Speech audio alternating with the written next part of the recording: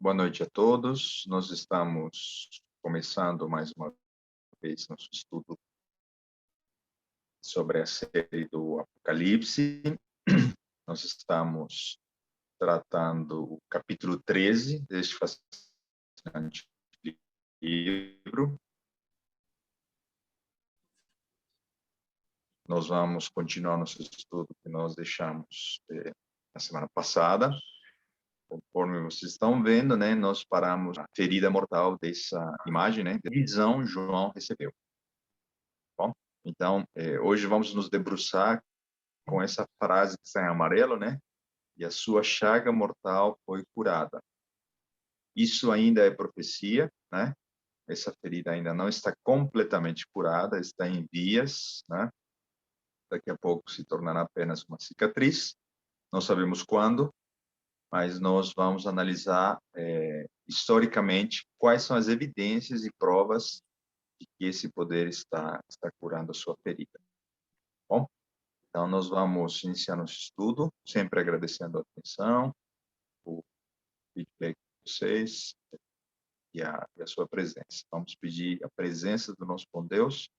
Para isso, vamos pedir a Marilanda a orar pelo nosso estudo, por favor. Orando. Senhor nosso Deus, nosso Pai, Criador do céu e da terra e de tudo que nele há, com esse pensamento, Senhor, na tua grandeza, no teu poder, na tua misericórdia, Senhor, vamos lhe pedir mais uma vez que o teu santo e bom Espírito possa atuar na nossa mente e no nosso coração, nos dando entendimento para compreendermos sobre Apocalipse 13, Senhor. Nós queremos ir para o céu. Por isso, nos prepara, Senhor. Usa, Senhor Deus, o nosso irmão Johan, para que ele possa nos explicar, porque temos dificuldade, muitas vezes, na nossa compreensão. Mas com o teu poder, nós vamos compreender e vamos viver, ó Deus. Nos prepara para a tua volta. É o que te pedimos em nome de Jesus. Amém. Obrigado. Então, como em outras ocasiões, quando a minha voz falhar, a minha conexão, ou por algum motivo a imagem se perder, por favor, fiquem à vontade. Mas, enquanto isso, se puderem colocar no mudo, a gente inicia nosso estudo agora, tá bom? Para a gente não ter alguma interrupção de algum som. Eu vou mostrar rapidamente alguns slides que nós mostramos no estudo passado, né?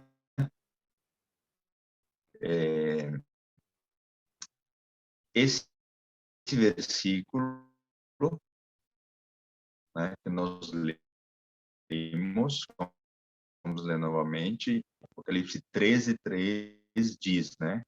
E uma das suas cabeças como ferida de morte.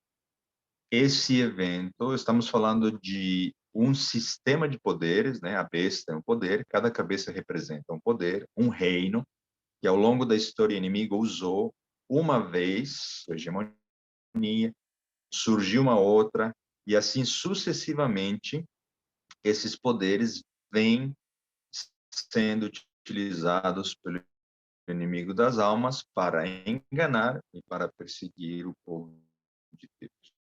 Ok? Então, nós vamos identificar esses poderes, já estamos deixando dicas muito fortes com a conexão com Daniel, né? Estamos só recapitulando agora. Então, nós identificamos a cabeça que foi ferida como sendo a segunda fase de Roma imperial. Estamos falando do poder chamado Roma papal. Okay? O poder que mais tempo durou, desde o momento que teve de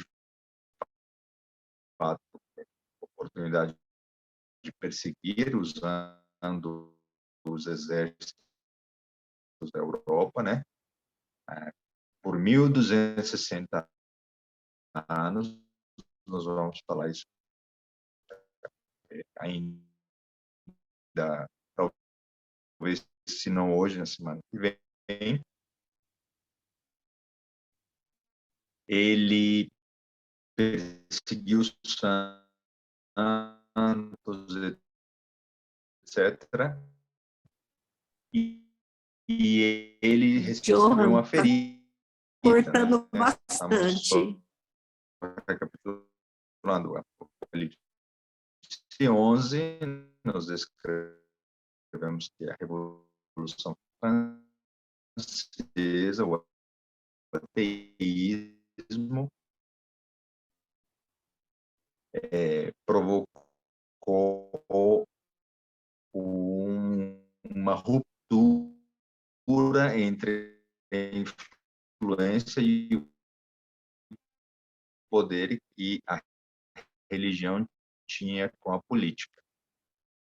E a partir de 1798, devido à Revolução Francesa, né, o Papa Pio VI foi encarcerado, ele morreu, e nenhum outro Papa, né, até os nossos dias, ele pede, solicita, manda e exerce. Em 1798, eles, embora esteja O muito seu... perto de essa retomada de poder, na minha voz é isso?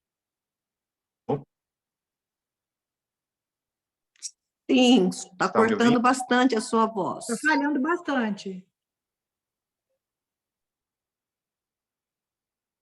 Ouvindo? Não.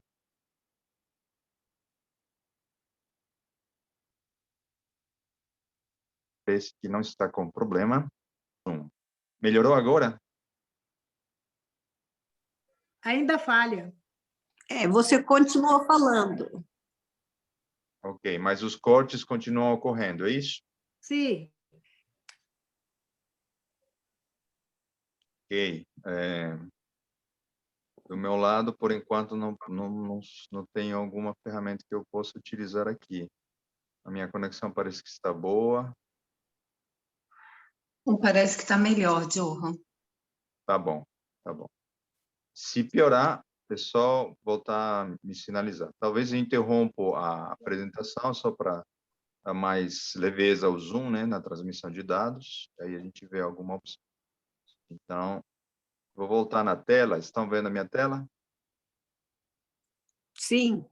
Ok, tá bom. Vamos retomar. Então, a partir desse ano, 1798, né, começou um processo de reestruturação, de estabelecimento de alguma estratégia, de algum método para recuperar esse poder. Okay? Estava nos planos de Satanás, né, que isso ocorresse, porque foi uma arma do inimigo, né, o ateísmo que ele mesmo usou, e deixou, por um tempo, e não sabemos até quando, né, esse poder sem essa influência, ok?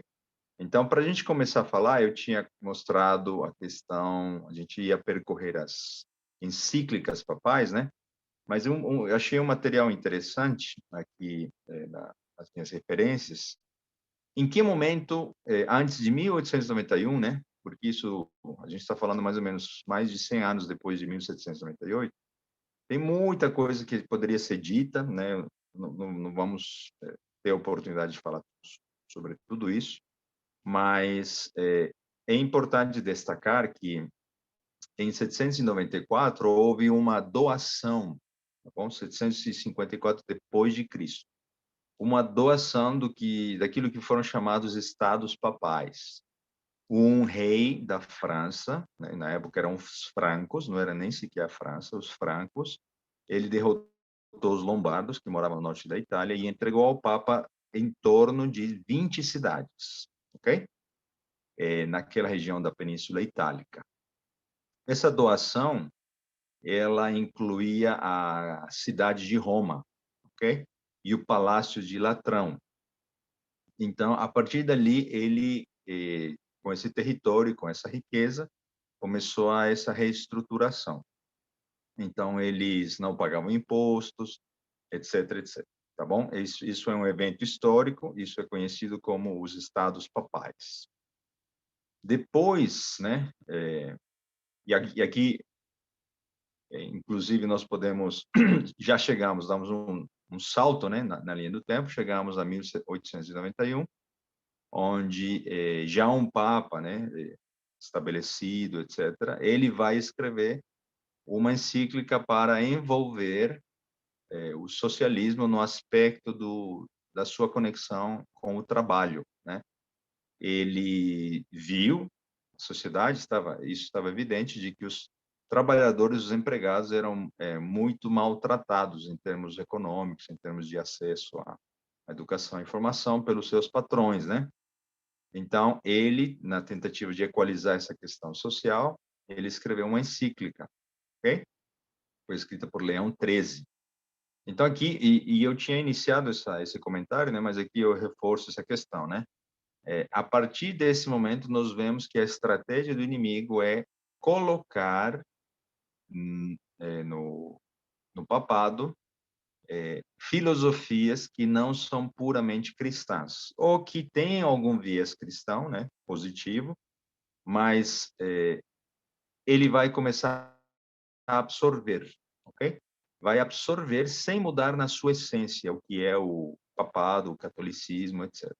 Bom, então ele vai abrir espaço para outras vertentes, no caso o trabalho, né? Há uma preocupação da igreja, mas não é a igreja que legisla as leis trabalhistas. Então ele começa já a colocar uma opinião ali, e o que tem um aspecto positivo, né? Porque os trabalhadores de fato precisam ser reconhecidos, mas a gente já vê uma mão dada com aquilo que foi uma herança da Revolução Francesa, né, no aspecto do socialismo, no aspecto do trabalho, da estrutura social, né, do consumo, etc, etc. Okay? Antes de 1962, eu esqueci de colocar um slide aqui, nós temos um evento muito importante. Em 11 de fevereiro de 1929, ocorreu o chamado Tratado de Latrão. Lembram que eu falei que um dos estados, um palácio, foi doado para o Vaticano, na região de Roma? Então, ali foi assinado um tratado que tinha 3 aspectos. Era um tratado de conciliação, porque definia o catolicismo como a religião oficial do Vaticano, e ali já foi se formado o Estado do Vaticano, né, como uma representação religiosa e política.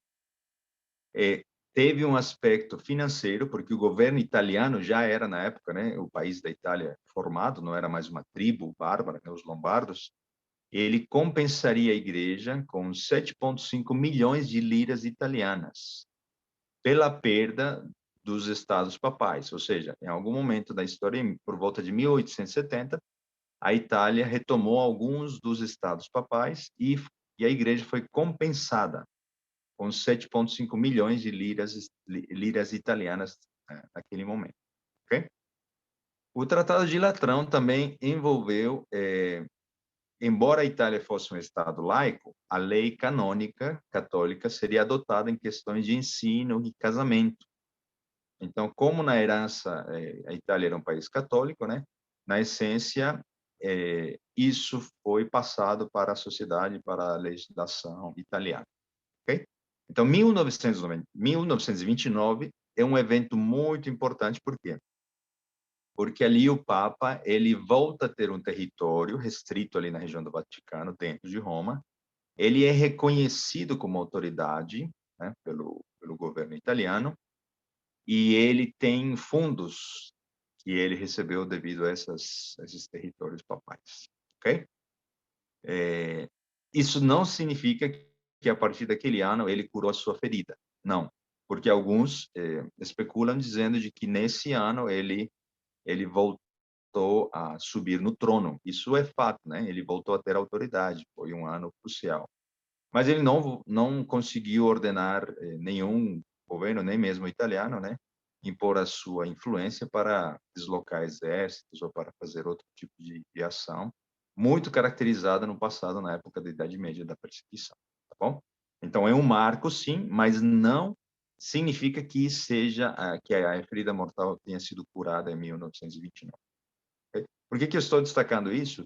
Porque existe uma interpretação, a dos 7 reis, né? Não sei se vocês já ouviram falar, de que cada cabeça dessa besta que nós estamos estudando seria um papa. E a partir do ano 1969, iniciaria a contagem dos papas a partir do papa que recebeu o Tratado de Latrão, ok? Então, só como um parênteses. Então, em 1962, teve o Concílio Vaticano II, onde foram feitas algumas mudanças doutrinárias, né? Tudo sempre registrado, no sentido de ter abertura, né? Uma igreja muito tradicionalista, a sociedade sempre mudando, não na velocidade que está mudando nos nossos dias, mas ela já começou a ver a necessidade de se adaptar aos novos tempos, né? Então, esse ano também foi importante para os aspectos dessa visão interna, né? A autoavaliação para se abrir para o mundo. Ok?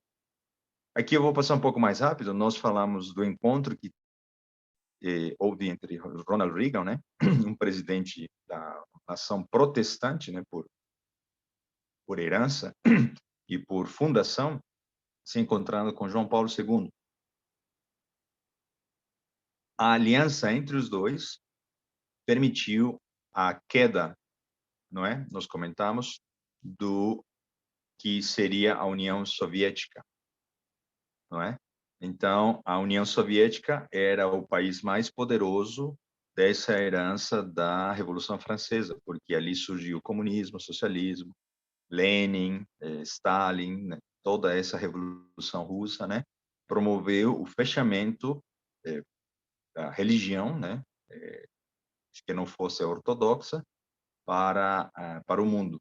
Então, aí começou a Guerra Fria, todas aquelas décadas, né, 70, 80, e já estamos falando já próximo da década de 90, a União Soviética era o inimigo número 1 dos Estados Unidos, do ponto de vista político, econômico e militar. E do ponto de vista religioso, a Rússia era a herança da Revolução Francesa. Então, a França não se constituía um inimigo para o papado, e sim a Rússia, né? Porque a sua influência do evolucionismo, dessa questão da negação da existência de Deus, né, o socialismo, impediam o avanço do cristianismo, né? Então, com uma frente positiva, que seria levar o evangelho para a Rússia, e com um interesse político, o papado, junto com os Estados Unidos, conseguiram politicamente desmoronar, né, o que seria a União Soviética. É claro que a Rússia também a União Soviética não tinha mais condições de estarem juntas, né? Foi um processo interno também, não vamos negar isso, porque essa União Soviética estava falida, né? Enquanto o socialismo só entrega, e não tem como gerar renda, então esses países se encontraram com esse final, né? Esse sistema tinha que dar tudo que deu e ali faliu, né? Isso não significa que essa filosofia tenha morrido, tenha desaparecido, ou que não tenha mais influência, né? Ao contrário, estamos vendo isso um pouco nos nossos dias. Então, quem fez cair a cortina de ferro, né? A queda do Muro de Berlim, né?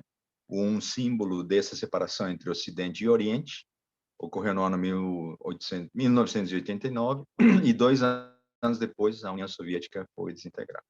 Então, ali, novamente, os estudantes das profecias evidenciaram que o Papa, né, o papado, mais uma vez estava ganhando força, né?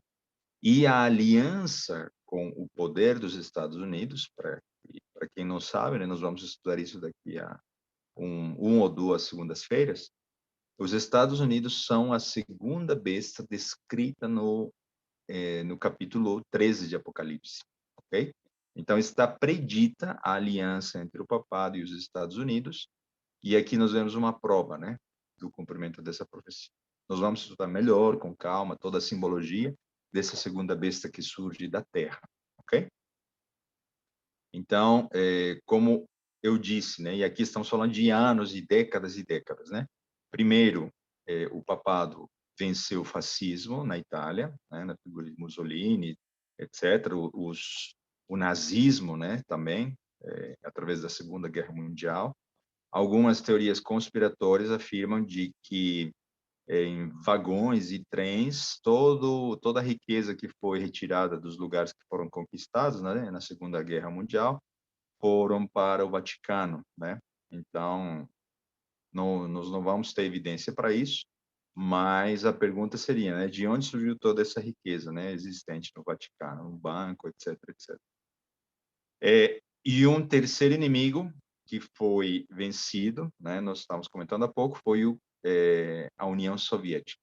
Então, vejam como esse poder foi eliminando um a um os seus inimigos, né, ao longo das décadas, para fazer avanços numa agenda que implicitamente foi proposta pela sua elite, né, pela sua liderança. Okay? Daí em diante, como isso ocorre, nós não temos como, não seria apenas especulação, mas o que a Bíblia sim faz é fazer a leitura e prediz como vai, até onde vai chegar essa influência, né?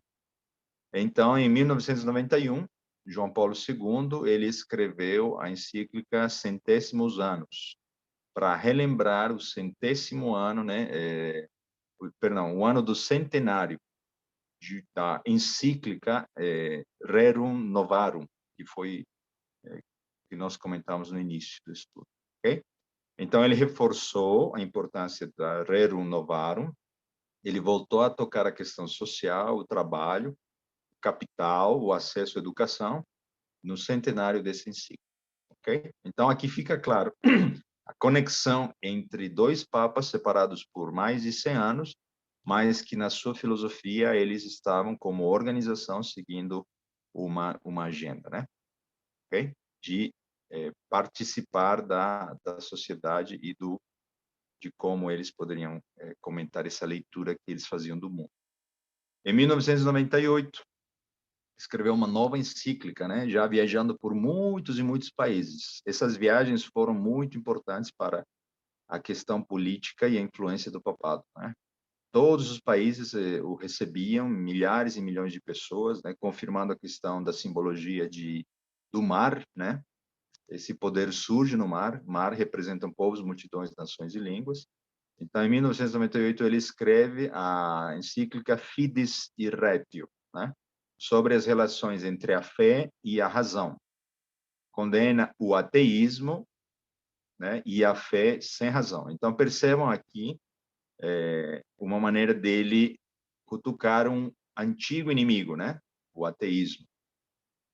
E outra questão que surge é para agradar os cientistas, né, e em algum tempo foram maltratados, foram discriminados, foram colocados na cadeia na época da Idade Média, e agora uma nova, né, abordagem com a ciência. Agora a ciência vai ser abraçada, a igreja vai dizer de que precisa da ciência para avançar, a ciência não vai explicar tudo, obviamente, mas já vai começar a dizer de que a razão é importante.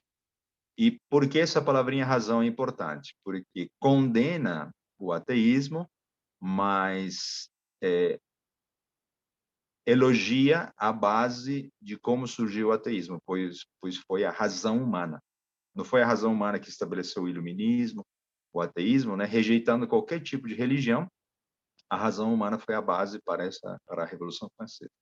Então, aqui nós vemos, de novo, né, uma absorção de um conceito do inimigo, né, do outro, suposto inimigo, né, do outro lado, apenas é uma outra ferramenta de Satanás, para estabelecer, para se camuflar, né, para camuflar a sua estratégia de cura da sua ferida, ok? Obviamente, né, nós como cristãos também concordamos de que a nossa fé tem que ser baseada na razão, né? Não é fideísmo, não é crer por crer. Nós temos evidências da criação de Deus, nós temos a profecia, nós temos os períodos proféticos, nós temos a conexão com toda a Bíblia. Isso é razão, né? Isso é racional. Mas a nossa razão não é baseada apenas no intelecto humano, é sempre baseada na inspiração, no que diz a palavra de Deus. Okay? Nesse aspecto há uma diferença, né? Com a razão da Revolução Francesa e com a razão citada aqui em 1998. Então, percebam, né?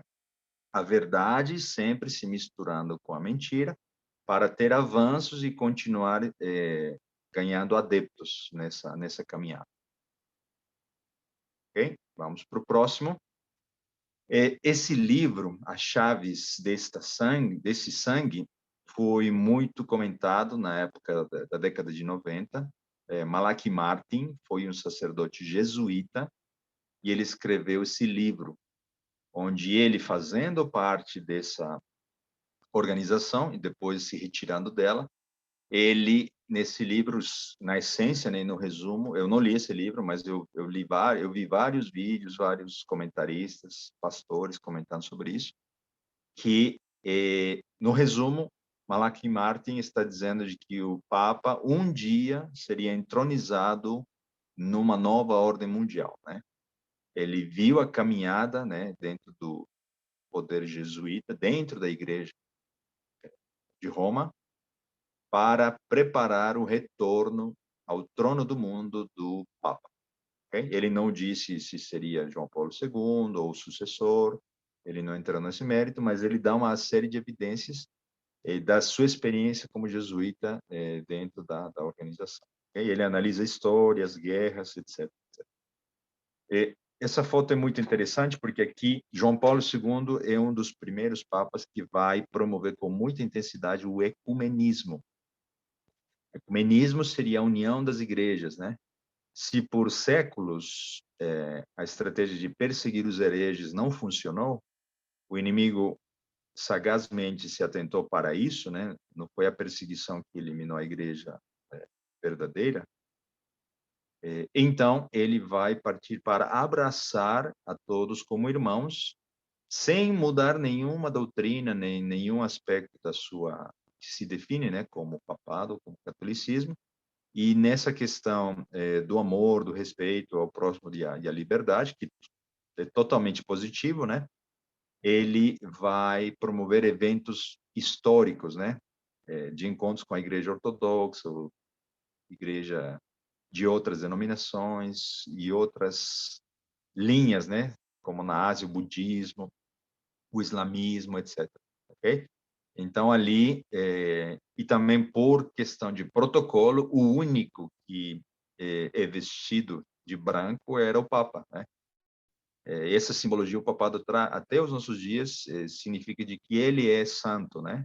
E os demais não são e se submetem à autoridade. Então, isso não é declarado nos discursos, a imprensa não reconhece assim, mas no protocolo do Vaticano, o fato do Papa sempre estar de branco simboliza isso, né? E todos os outros precisam estar de outra cor, menos branco, né? Normalmente preto, ok? Para declarar esse reconhecimento dessa autoridade religiosa, ok? Então, o ecumenismo chegou com muita força, foi criado um concílio mundial de igrejas, o protestantismo se uniu, tem muita coisa para comentar, né? Enfim, e o que a gente poderia dizer é que o protestantismo deixou de protestar, porque a perseguição terminou, e quem mudou ao longo dos séculos foi o protestantismo, né? Deixaram de, na essência, seguir as bases e fundamentos dos seus fundadores, né? Calvino, Martinho Lutero e todos os demais, para se adaptarem ao mundo, né? E em condições muito mais favoráveis para a pregação do evangelho, com a prosperidade, com o secularismo, esses movimentos e essas igrejas deixaram de, na essência, se reformar, né? E foram se acomodando ao mundo e abraçaram o ecumenismo porque eles entendiam de que a Bíblia podia, na base da paz e amor, promover essa união, ok? Então, sendo que a Bíblia é muito clara, né? Para a gente separar a luz das trevas, nós precisamos falar para os nossos irmãos de outras denominações, de outras igrejas, nós precisamos orar, abraçar, nós precisamos viver o amor de Cristo de fato, mas em questões de doutrina, né, como se iniciou essas conversas, esses diálogos, nós não deveríamos abrir mão do que está escrito na palavra de Deus, né? Então, o detalhe é que foram ocorrendo as duas coisas ao mesmo tempo, tá? O encontro pela paz apenas não haveria nenhum problema, mas outras agendas ocorriam em paralelo. Essa aproximação com os Estados Unidos, né, que se iniciou com Ronald Reagan, ganhou muito mais intensidade com os próximos presidentes, né, George Bush pai e George Bush filho, tanto nas visitas quanto nos eventos, né, históricos que ocorriam. Então, não sabemos o tipo de aliança, o tipo de acordo oficial ou extraoficial que ocorria, mas são eventos históricos que demonstram a aproximação desses dois poderes, ok? Então, de novo, não são as pessoas que a Bíblia está descrevendo. Essas pessoas representam poderes, ok? Então, não estamos falando de indivíduos, e sim dos poderes aos quais eles representam, tá bom? Então, vamos para o próximo aqui. Aqui nós vemos, inclusive, vejam, né, outro evento histórico, Fidel Castro, aquele país que ainda, né, hoje ainda tenta sobreviver com a questão do comunismo e socialismo, historicamente o inimigo mortal do papado, recebendo João Paulo II, né?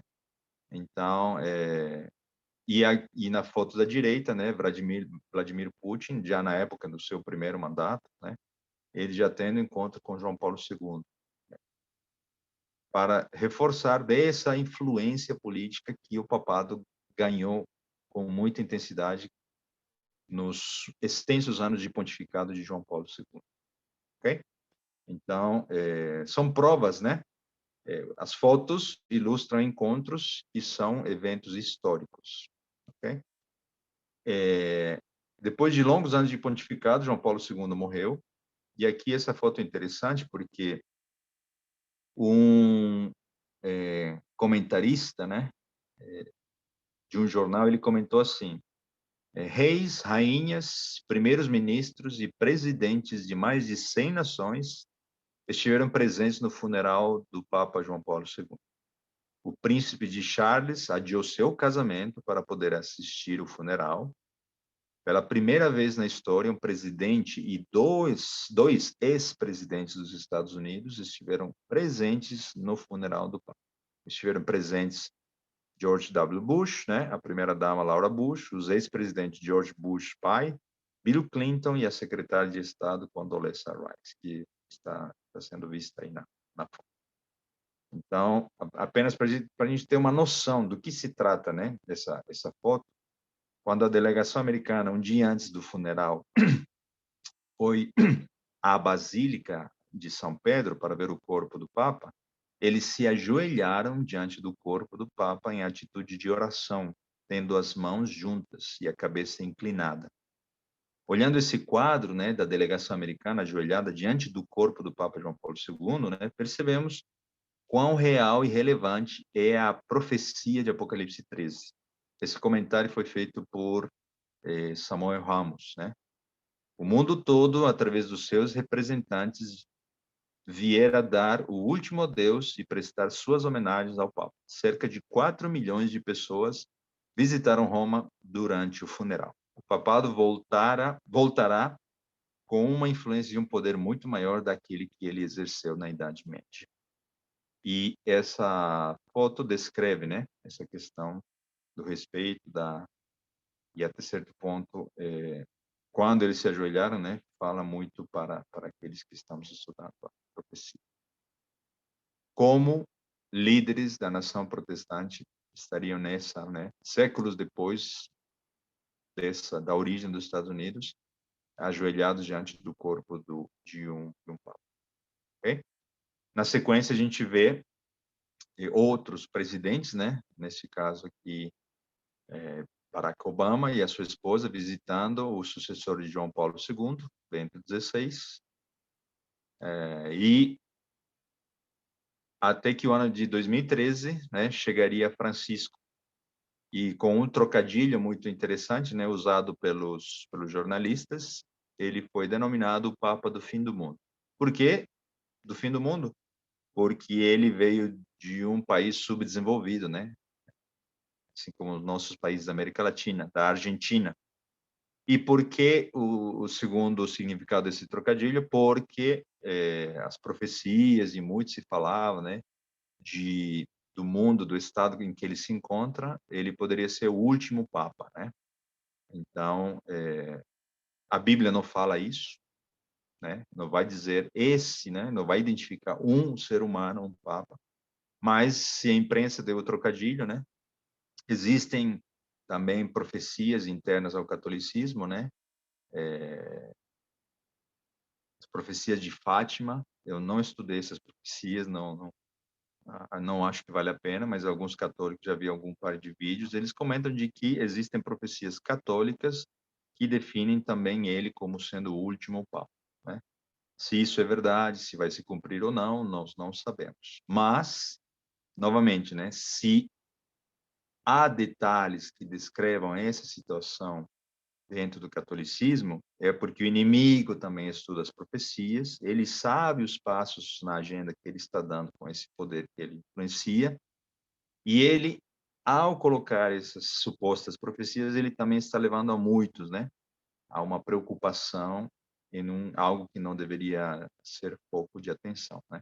A nossa preocupação deveria ser a nossa salvação e não necessariamente entender se o atual Papa é o último ou penúltimo, etc. Ok? Mas vamos ver o que ocorreu em 2013, né? Algo também inédito. Em 2013, a renúncia de Bento XVI, em milênios, né? E depois de centenas de vários papas, né, sucessores um do outro, foi o único e ainda, né, o único momento em que nós temos um papa emérito e ainda é papa, né, Bento XVI, e um novo e atual papa. Então hoje nós temos dois, embora um esteja descansando, né, e o outro está exercendo, nós temos dois papas ao mesmo tempo. Okay? Também muito se especulou a respeito dessa interpretação dos 7 reis, sendo 7 papas, que esse o momento é crítico na interpretação dessa profecia, enfim, tá? Mas, com todos os elementos que nós estamos mostrando aqui, e principalmente quando nós estudamos Apocalipse 17, né, nós vamos dizer que é todo o contexto sempre conectado com Daniel, e entendendo Apocalipse 12, 13, conectado com 17, nós vamos mostrar de que a Bíblia não apoia a identificação de uma cabeça como sendo um homem, ok? Até poderia ser se todo o contexto mostrasse isso, mas o contexto não mostra isso, né? Toda a simbologia que está envolvida, tá bom? Agora, isso não significa de que, por exemplo, exista uma segunda aplicação, né? Se vai ser com esses dois homens aqui ou numa outra situação futura, ok? Nós não sabemos, mas é possível que uma segunda aplicação possa ocorrer. Nós vamos comentar um pouco mais sobre isso quando estudamos Apocalipse 17, tá bom? Então, estamos só mostrando, né, como nessa ilustração, a revista Time, né, ela vai reconhecer a influência de Francisco e dizer de que a Igreja Católica está numa figura de um novo império, né, um novo império romano. Por quê? Porque a diferença dos papas anteriores, Francisco mostrou simplicidade, né? Toda a ostentação do trono de ouro, a maneira das vestimentas, o acesso às pessoas, ele foi muito mais aberto, ele abraçou causas sociais com muito mais intensidade, ele abraçou a questão como nunca, né, da abertura para os homossexuais, numa igreja muito fechada com essa questão. Então, a sua influência foi rapidamente reconhecida, né, ao ponto de eles dizerem um novo Império Romano, né?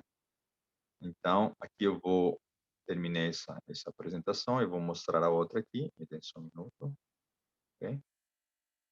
A segunda parte.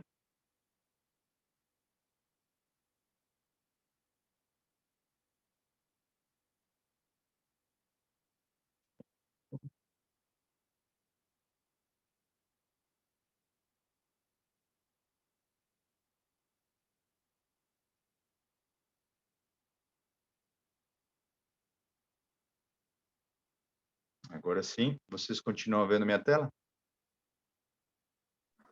Sim. Sim. Ok.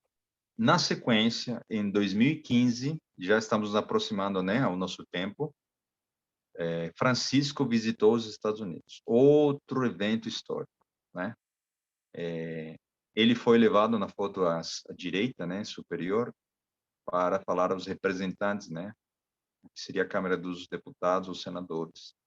E ali ele fez um discurso e foi muito aplaudido, né?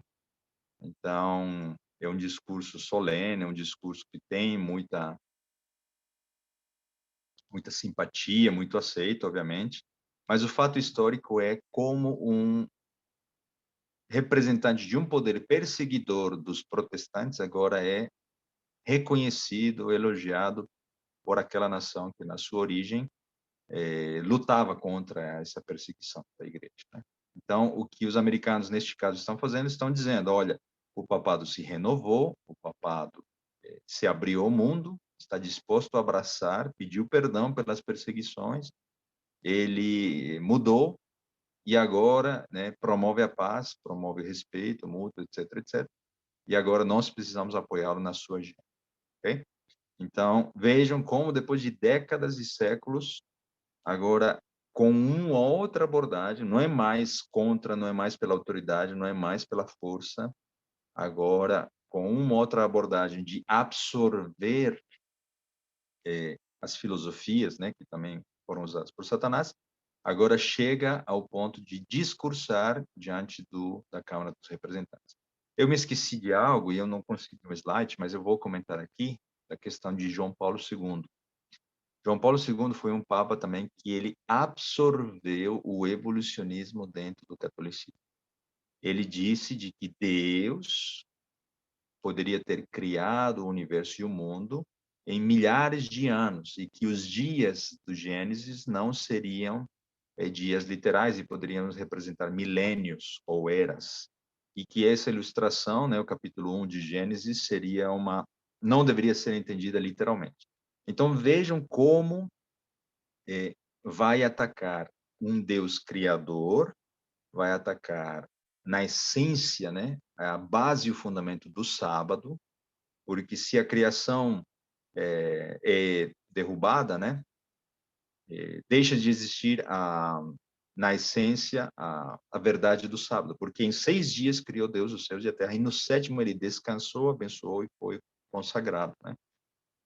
Então, só que os nossos irmãos protestantes, né, nossos amigos evangélicos, eles entenderam essa absorção dessa teoria evolucionista, mas eles não perceberam, porque muitos anos antes já tinha sido plantada a questão de que a ressurreição de Jesus justificaria a mudança do dia de descanso, né? Mas ninguém se atentou ao simples fato, né, de que se a história do Gênesis ela cai por terra, também cai por terra a necessidade de um Salvador. Porque Jesus veio para nos salvar do pecado e da morte. Quando começou o pecado e a morte? Se não foi com Adão e Eva e com a queda, né? A escolha errada dos nossos primeiros pais.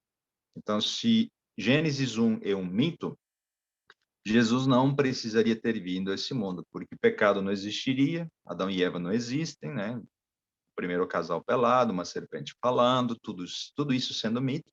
Como existiria a noção, a origem de pecado, morte, se nós aceitamos a evolução, né, como explicação da nossa existência, então tudo é válido, né? Não há necessidade de termos uma lei de Deus, um dia de guarda.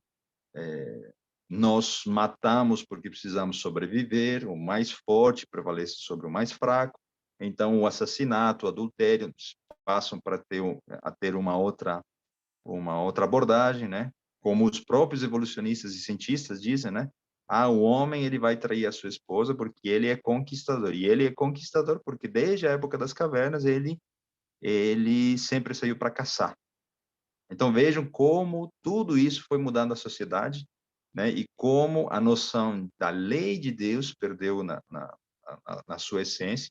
E sobre o guarda-chuva da graça, né? Uma graça barata, todos os meus pecados são perdoados, e isso é fato, né? Mas o fato é que essa graça precisa transformar meu ser, né? Para que eu não me deixe governar pelos meus instintos, né? Pela minha natureza pecaminosa. E com a graça de Cristo e o poder do Espírito Santo, eu possa cumprir a lei, não para me salvar, e sim porque já sou salvo e o amor de Cristo me transformou, né? Então, era importante esse comentário porque isso tem aspectos até os nossos dias, né?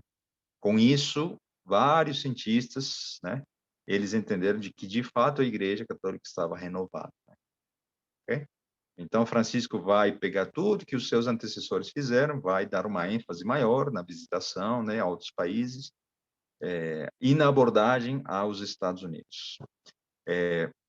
A foto da direita, né, aí embaixo, ele está falando a milhares de pessoas, fazendo um discurso acalorado. Esse local é estratégico, né? Porque quem discursa daqueles lugares, ele está demonstrando a sua autoridade diante daqueles que estão ouvindo, né?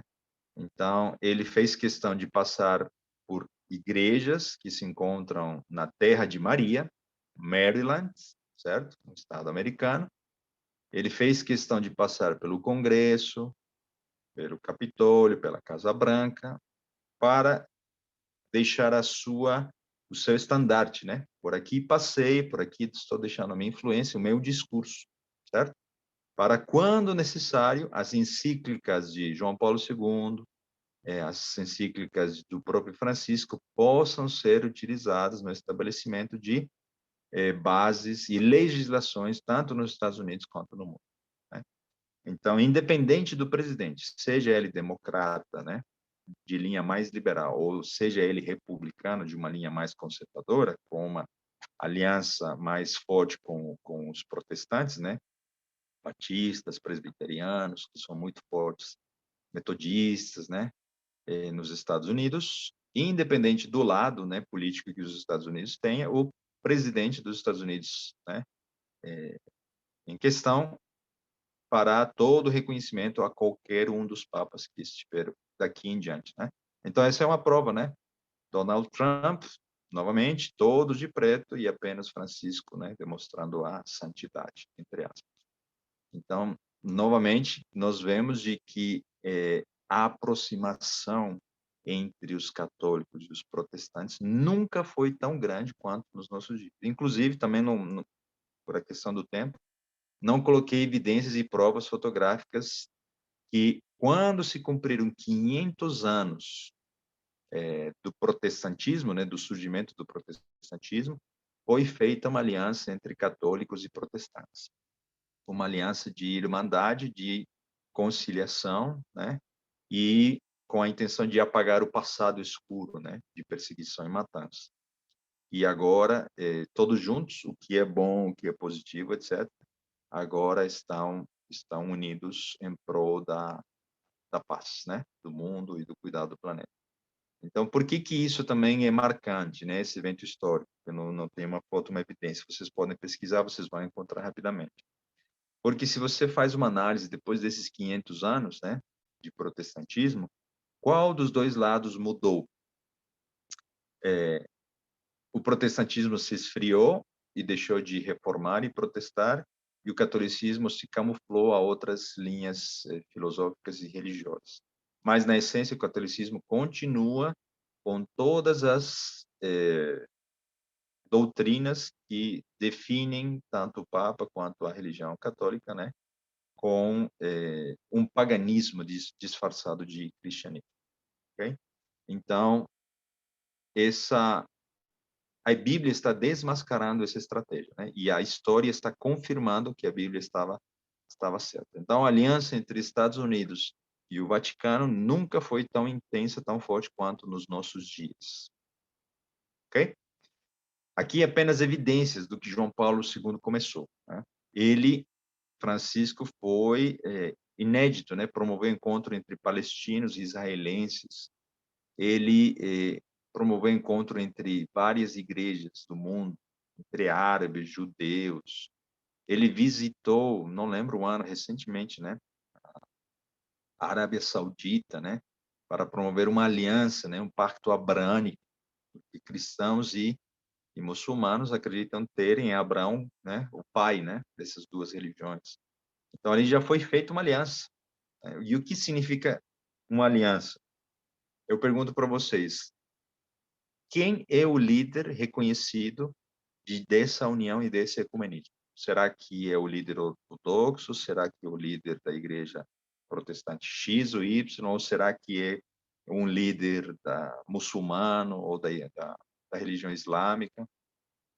É evidente que não, né? O líder reconhecido pela sua influência, pela sua aproximação, é o Papa. Então, quando houver necessidade de ir por aclamação, né, esse líder será conclamado, né, para ter a liderança do mundo. No aspecto, por enquanto, religioso, mas será daqui a pouco aspecto político. Depois de ter João Paulo II abraçado a ciência, né, colocando o evolucionismo dentro do cristianismo, agora a igreja vai usar dados, entre aspas, científicos, porque tem muitos cientistas que não acreditam no aquecimento global, mas já são mais de 12, 13 anos que o aquecimento global está muito, né, sendo falado em meios religiosos e em meios não religiosos, principalmente cientistas, e a mídia, né, ela absorveu essa abordagem. Então, tem muitos meteorologistas, ambientalistas, geógrafos, etc., que não acreditam que o ser humano esteja afetando o clima do mundo. Estamos passando por uma questão cíclica, né? Etc. Porém, há uma série de dados, a imprensa vende como verdade, e eu não vou entrar nesse mérito, não estou aqui para falar a respeito dessa questão ambiental, mas o que eu estou dizendo é que está se usando de carona, não vou dizer qual dos dados está certo, né? Se o aquecimento global está provocando de fato tudo isso ou não, mas o fato é que o resultado é que toda essa preocupação está levando a ateus, que não acreditam em Deus, nem mesmo no catolicismo ou nenhuma linha protestante, a pensar que o mundo vai sofrer consequências né, catastróficas se nós não revertermos a tendência que nós estamos tendo. Okay? Então, qual é a roupagem, qual é a abordagem disso tudo? A preocupação por salvar o planeta, né? Então, nós precisamos que o nosso planeta descanse. Nós estamos extraindo muitos recursos dele, estamos cuidando errado do meio ambiente. E a maneira como o catolicismo está aproveitando essa vertente é para promover o domingo como esse dia de descanso, né? Para que o comércio e a economia possam ter uma pausa, as famílias tenham um momento de confraternização, união, já que numa sociedade pós-moderna, né, nós não temos tempo para nada, então um dia poderia resolver questões religiosas, de família, de valores, questões econômicas e questões meioambientais, né? Então já são mais de uma década que vem se falando e se repetindo de maneira que hoje é uma verdade, né, de que o planeta está morrendo. Nós temos uma data limite para que isso ocorra. E eu vou só falar um fato, né? Talvez pode abrir os olhos para alguns de vocês. Soluções verdes dentro da engenharia sempre existiram. Questões de motores a hidrogênio, que a única coisa que eles geram é água, ok? Baterias, soluções verdes sempre existiram. E por questões econômicas, o petróleo nunca deixou, né, que essas soluções surgissem, né, e se propagassem em outros produtos muito usados pela sociedade. Mas hoje, por essa questão climática, mesmo com muito petróleo ainda existente, mesmo com ainda reservas, já se impôs uma linha através de leis e produtos, né, motores, carros, até determinado ano, 2035, a Europa está colocando muito antes, etc., está havendo uma renovação tecnológica para não poluir o mundo. O que é bom, o que é positivo. Nós não negamos isso. A Bíblia diz que nós, como mordomos da criação de Deus, nós precisamos cuidar do nosso planeta. Mas o que eu estou dizendo é que sempre, com um motivo bom, algum avanço ocorre no cumprimento da profecia, ok? E o que estamos dizendo é que a maneira pela qual todos poderão absorver o descanso no domingo será a questão climática. Okay? E aí muito poderia se falar, né, provas, evidências, etc. Ainda em 2015, foi escrita a encíclica Laudato Si. Ali, Francisco fala da questão ambiental, é muito direto, é muito claro, né, da economia, da sociedade, do descanso, do verde, etc, etc. E que isso vai promover uma espiritualidade, vai trazer de volta valores da família, hoje perdidos, etc, etc. E com essa roupagem, qual é o recado que ele dá? Que o domingo seria a solução para, para o planeta, né? Então, ele já tem a base, porque uma encíclica é um documento oficial de um país, que é chamado Vaticano, para poder influenciar outras nações para que isso ocorra. Okay? Eu não consegui, pela questão do tempo, mas Francisco, por exemplo, chamou vários empresários para que definissem na sua estratégia empresarial a mudança, né, para a linha de emissões reduzidas ou zero emissões, e todos, né, todas as empresas estão correndo atrás de tecnologias limpas, né? Hoje está na moda, hoje por questão de marketing, seja lá como for, quem não participa desse discurso, né, ambientalmente correto, já fica para trás e já perdeu, né? Então, essa questão, e novamente, né, se a gente fizesse uma análise dessa encíclica, a gente não vai ver na essência o fundamento do cuidado do nosso planeta, que é a mordomia, né? Respeitarmos a criação de Deus. E sim seria um aspecto, inclusive o paganismo entrou nessa encíclica, por quê? Porque a terra-mãe, né? A mãe como a terra como uma mãe deveria ser cuidada, né? Como se fosse uma deusa. A terra é reconhecida no seu aspecto do panteísmo, tá bom? Inclusive, nas nossas fileiras, né, alguns pastores absorveram essa linha verde e fizeram análises equivocadas do Gênesis, dizendo de que Deus estava falando com a terra como se ela fosse um ser vivo, né, para que houvesse erva verde, plantas, etc, etc. Então, como algo positivo, algo bom, pode fisgar, né, e colocar dentro de uma cilada, com uma estratégia de adoração num dia equivocado, ok? Então, vamos adiante. Em 2019, um evento que nós não poderemos deixar de comentar, né? A pandemia, Covid-19, atingiu todos nós fomos afetados. Se não foi algum familiar, um amigo ou um conhecido do conhecido, adoeceu e tomara que não, dentre nós, né? Até faleceu e morreu. Nunca um evento global, uma crise global, nesse caso sanitária, afetou tantos países, né, ao mesmo tempo. Mas a questão que eu quero citar aqui é o que ocorreu, né, nesse tempo. As constituições dos estados foram pisadas, né, em fração de horas, semanas ou meses, num aspecto de interromper a liberdade, né, de livre acesso para os lugares públicos das pessoas, com uma justificativa boa, que é evitar a propagação de um vírus, ok? Mas ainda hoje se questiona se os lockdowns funcionaram. Na Inglaterra, eu li hoje no jornal, um jornal na Inglaterra reconheceu que os lockdowns não funcionaram, como naquele momento os cientistas tinham comentado, né? Não estou, de novo, né? Vocês viram que no momento já toquei a questões que poderiam ser polêmicas. De novo, não estou tentando colocar se o lockdown funcionou ou não funcionou. O que eu estou só dizendo é que, nesse período, as constituições de países livres, né, de repente, um prefeito, um governador ou um presidente se tornou um ditador, porque ele, no seu círculo de poder, ele dizia: aqui está tudo fechado e todo mundo usa tal coisa ou todo mundo faz isso. Então, ali, as liberdades foram restritas em pouco tempo, né? Então, advogados, né, constitucionalistas poderiam falar melhor do que eu, mas o fato é esse. Okay? O motivo foi justo? Sim.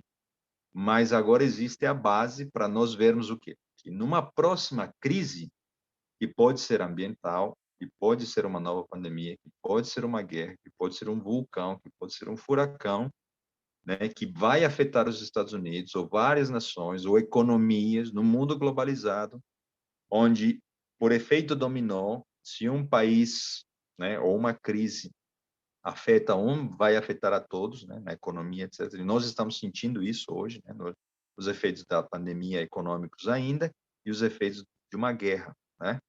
Então, as crises são utilizadas pelos poderes que nós estamos analisando para promover avanços. Quais avanços também ocorreram na pandemia?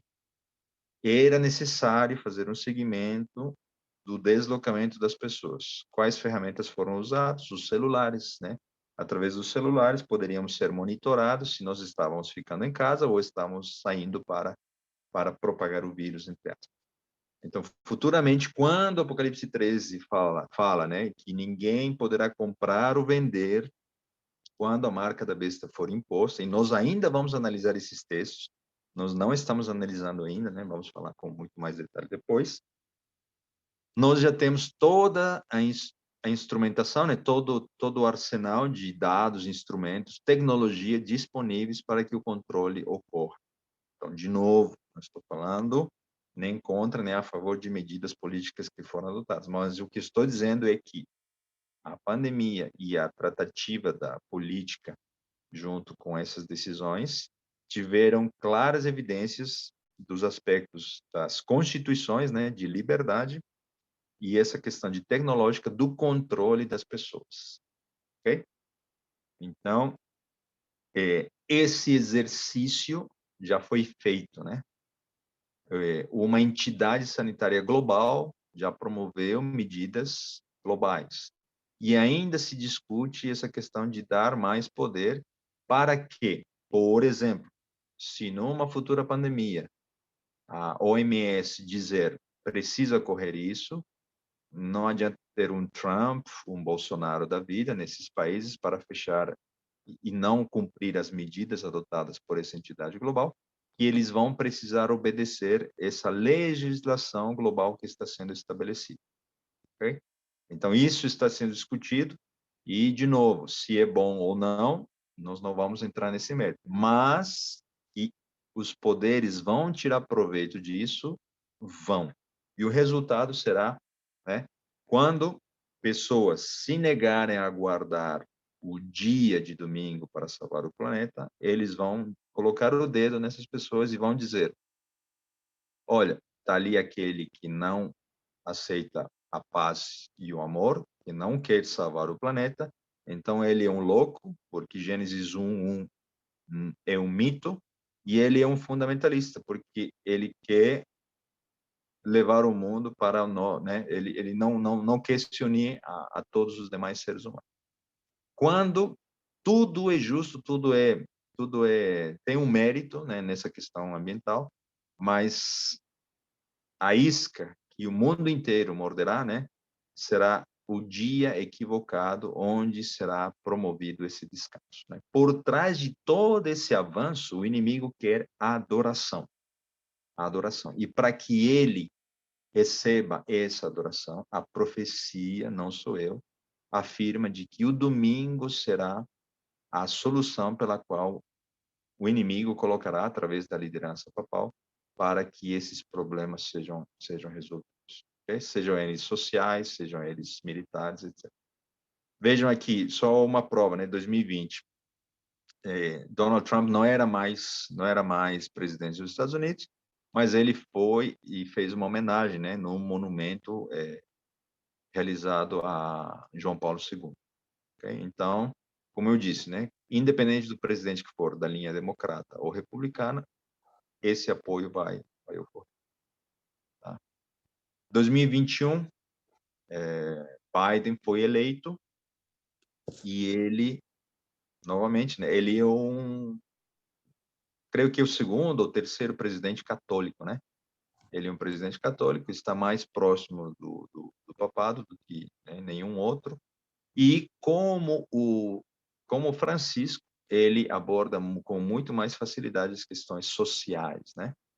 Então, ele promove essa questão social, é muito mais liberal, a preocupação é muito grande aqui nos Estados Unidos para com o que vai ocorrer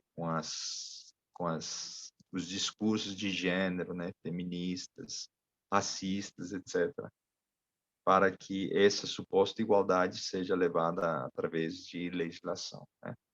Então, vejam, né, até onde nós chegamos. Esses discursos que têm um aspecto bom, mas que, no fundo, está sendo usado como uma isca para numa única rede, né, trazer todos, né, cristãos, não cristãos, católicos, não católicos, cientistas, ateus, numa única linha que vai se reverter na adoração ao inimigo no dia do sol, né, no domingo. O encontro em 2021, né, dos países mais ricos, onde se tratou clima, vacinas e economia, né, tudo sendo tratado e discutido. E nós temos hoje, né, ainda não chegamos lá, mas hoje nós temos o quê? Um claro avanço da influência do poder religioso na figura do papado para com os líderes, né, políticos. Então, sob pretexto do cristianismo, sob pretexto de salvar o planeta, se camuflando com todas essas filosofias, né, o mundo está abraçando, né? O mundo está abraçando e está avançando para o cumprimento profético de Apocalipse 13. Ok? Então, aí alguém vai dizer, né? E nós podemos conversar mais. Por favor. Alguém vai dizer, e por onde nós vamos, né? Qual vai ser o fim de tudo isso? A Bíblia mostra o caminho, né? Mas ela não mostra em detalhes como vai ser. Então, o que nós queremos destacar aqui também é como o papado está usando, né, o melhor de uma religião apostatada, uma religião desviada da verdade, que na essência ainda tem paganismo, né, dentro da sua estrutura religiosa, doutrinária, né? O melhor disso, da sua história, né, junto com o mais, né, camuflado possível do ateísmo e a sua herança, socialismo, comunismo, linha de esquerda, etc. O Daniel 11, nós vamos mostrar no estudo da semana que vem, Daniel 11 fala de dois inimigos, o rei do norte, que é representado pelo papado, e o rei do sul, a herança do ateísmo, que estão em conflito. Quem olha para os dois lados acha que são inimigos, mas Daniel 11 afirma que ambos são instrumentos de Satanás. Então, você indo para um lado, né, ou para o outro, você estará em problemas. Você não estará dentro de Babilônia, né? E uma ilustração irônica, né? O inimigo preparou a tese, né? Que seria uma linha direita, uma linha de política junto com a religião, que seria a tese. E do outro lado tem a antítese, né? Que seria o lado oposto, né? Do ateísmo, socialismo, comunismo, feminismo, etc. Por onde você for, você vai chegar a uma síntese, que é o que o inimigo está planejando para o futuro. Qual vai ser a síntese? Uma crise, duas ou outras, né, que nos esperam no futuro, vão promover a união dos povos, dos governos, né, das religiões, para estabelecer uma nova ordem mundial. Gênesis 6 já estava profetizando isso. Você se lembra quando nós estudamos a Torre de Babel? A rebelião foi instaurada quando se congregaram numa planície e povos, famílias unidas ergueram uma torre. Essa torre não era apenas para salvar o mundo caso fosse enviado um novo dilúvio. Essa torre era também um monumento de adoração, de rebeldia contra Deus. Quando a imagem da besta, né? É uma imagem, é uma ilustração do que a besta foi no passado.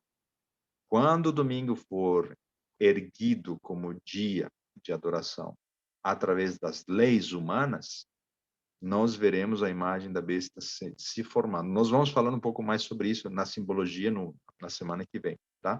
Mas o que nós estamos dizendo é que em Paris, 15, se não me engano, né, já foram estabelecidas as bases para o direito internacional para abordar a questão do clima, de maneira que, se países poderosos apoiam o estabelecimento de legislação internacional, e quando ela ocorrer, os países opositores não terão elementos de direito, né, de leis, para ser contra dessas restrições ambientais que venham a ocorrer, ok?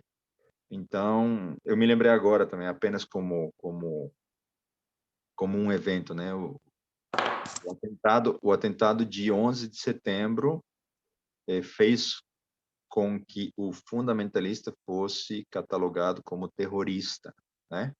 A partir de 11 de setembro, qualquer religioso que está disposto a morrer pela sua crença é um terrorista. Isso chega a arrepiar, né? Porque os filhos de Deus, como Daniel, né, e seus amigos, precisarão estar dispostos a entregar as suas vidas para não se inclinarem diante de uma imagem de adoração, não é? Então, nós louvamos a Deus porque, na sua graça e na sua misericórdia, nós podemos reconhecer a confusão pela qual o mundo chegou até os nossos dias. Um mundo que aceita gregos e troianos, né? Onde o mal e o bem podem coexistir, onde nós não precisamos ir para uma igreja, onde nós podemos ainda sermos protestantes sem abandonar a nossa igreja, e a graça de Cristo e a fé pode nos salvar, e onde o relativismo tomou conta, né? O relativismo vai dizer, olha, não precisa ser só o sábado, pode ser qualquer outro dia. Será que a Bíblia diz isso? Será que a paz e o amor será suficiente para nós estarmos apenas num discurso frio, né? É muito fácil dizer paz e amor, né? Fiquei pensando já há várias e várias semanas e meses, né? Como se promove a igualdade entre as pessoas, né? E se dá valor a pessoas que estão indo contra a prática correta, né? Do sexo, do matrimônio, do casamento, e através de agendas que chegam até diversas frentes da nossa sociedade, né? Como nós esquecemos das viúvas e dos órfãos. Onde está essa pregação pela igualdade, né? Pelos discriminados, pelos excluídos? Se de fato o mundo estivesse pregando um amor, paz e amor, né? Verdadeiros, como Cristo nos ensinou, nós estaríamos mais preocupados com as viúvas e os órfãos do que estamos hoje como sociedade preocupados com outras linhas, né? Então, vejam até onde nós estamos indo, né? Então, por onde nós iremos? Pegaremos um pouco de tudo nessa salada de filosofias misturadas nos nossos tempos? Ou nós aceitaremos o convite de Apocalipse 18? Sai dela, povo meu. Abandona o engano, reconheça o engano e abandone o engano para fazer parte da igreja de Deus dos últimos dias. Que Deus nos abençoe para que nós possamos ter clareza, discernimento. Isso não venha da nossa mente, da nossa percepção, porque nós conhecemos apenas o que estudamos e o que nós estamos vendo. A Bíblia contém a verdade e ela está enxergando a origem de todas as filosofias, está enxergando o que está ocorrendo e já sabe o que vai ocorrer no futuro. Não nos enganemos pelo pouco que conhecemos de Bíblia, pelo pouco que conhecemos de socialismo, por onde nós tivermos passado, né, na universidade, com quem nós já tivermos conversado. Nenhuma fonte humana será suficiente para nós entendermos o que está ocorrendo hoje. E sim, a Bíblia vai nos permitir fazer uma leitura correta para que nós possamos reconhecer o engano e nos afastarmos dele, né? E não sermos propagadores de algo que a Bíblia reconhece como não verdadeiro. Que Deus nos abençoe. Vou interromper aqui e eu vou fazer um convite para que cada um de nós continue com o desejo de estudar a palavra de Deus. Se você entende que tudo isso está fazendo sentido, né? E você tem o desejo de continuar estudando a palavra de Deus, e tomara que o Espírito Santo tenha acesso a você, e se você gostaria de, quem sabe, entregar sua vida, né, através do batismo, estamos aqui à disposição para que você, onde você estiver, né, em Belo Horizonte, em Lavras, em qualquer outro lugar, você possa entregar sua vida a Cristo. Porque só Cristo, que é o caminho, a verdade e a vida, pode nos mostrar através da sua palavra, né, por onde nós devemos ir. Deus nos abençoe, nós vamos terminar com uma oração. Oremos. Querido Pai, nosso bom Deus, nós te agradecemos pela tua palavra, pelas profecias. Obrigado, Senhor, porque a história está nos mostrando que a tua palavra, a profecia estava correta. Obrigado porque nós temos esperança e sabemos de que, embora esse poder venha a obter novamente influência e poder, nós sabemos que será temporário, será passageiro, e que depois de uma última crise, uma última luta entre o bem e o mal, o Senhor voltará nas nuvens dos céus para nos levar aos céus. Nós queremos ser fiéis a toda prova, queremos entregar a nossa vida em tuas mãos, queremos nos preparar para aquele grande dia, queremos mostrar para outras pessoas a verdade que a Bíblia contém, para que, conhecendo a verdade, sejamos livres de qualquer engano, de qualquer pensamento.